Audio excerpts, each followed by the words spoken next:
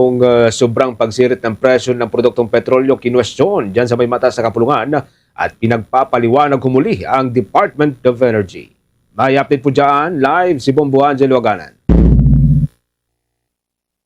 Kwestiyon ni Senator Rodante Marcoleta ang halos 100% pagsirit ng presyo ng produktong petrolyo sa bansa at iginit na hindi maaaring walang gawin ng pamahalaan sa gitna ng umiiral na oil deregulation. Ayon kay Marcoleta, bagamat nakabatay sa market forces and deregulation, hindi aniya nangangahulugan na basta na lamang susundin ng gobyerno ang presyong ibinibigay ng mga oil companies nang walang masusing pagsusuri. Binanggit din ng mambabatas ang posibleng papel ng Philippine Competition Commission upang siyasatin kung may anomalya o kakulangan sa kompetisyon sa oil industry.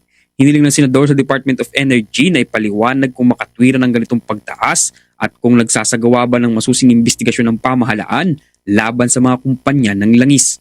So anong pinagbabasihan nila? Yun ang tinatanong ko, bakit after 2 weeks sumikad ng 120%?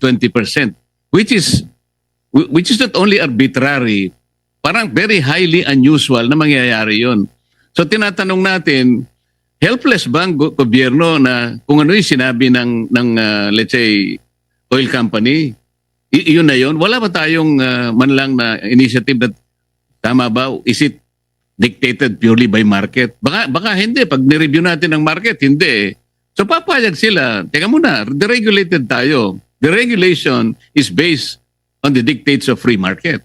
So hindi mo sinunod. So sinasabi lang natin, ito yung merkado eh. Sumunod ka sa merkado. We're not trying to control you. Hindi ka namin nire-regulate. But you have to follow the market trend.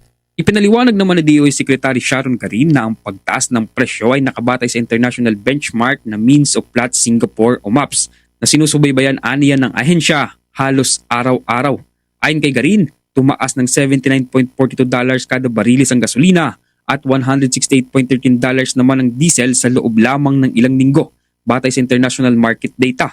Dahil dito, automatikong naapektuhan ng lokal na presyo sa ilalim ng tinatawag na replacement cost principle kung saan ang kasalukuyang presyo ay nakaayon sa magiging gasto sa susunod na pagkuha ng supply. Depensa pa ng DOE, hindi pinapabayaan ng ahensya ang monitoring sa oil prices at agad silang kumikilos kung may nakikitang irregularidad, bagamat limitado ang kanilang kapangyarihan sa pagpapataw ng parusa. Per international market on the MAPS, between before and up to today, gasoline increased by $79.42, Mr. Chair. Diesel increased by $168.13. And those are combined with all our calculations. Kaya doon po yung base, how much was the increase, and then the increase is being estimated as to the pump price.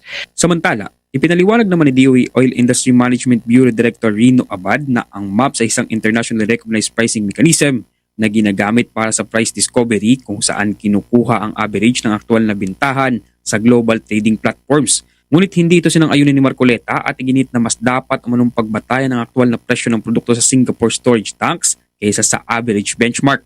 Sa huli, nangako ang DOE na riripasuhin ng mga datos na inilatag ng senador upang masuri kung may mas murang mapagkukunan ng supply at kung dapat bang baguhin ang kasalukuyang batayan ng oil pricing sa bansa. At yan ang ulat mula dito sa Senado. Ako si Bombo Angelo Aganan and this is Bombo Radio Philippines, the #1 and most trusted source of news and information. Basta Radio, Bombo! For the most trusted source of news and information, visit our website at www.bomboradio.com. Follow us on Bombo Radio mobile app, Facebook, YouTube, TikTok, and X, formerly Twitter. Like, share, and stay connected. Anytime, anywhere.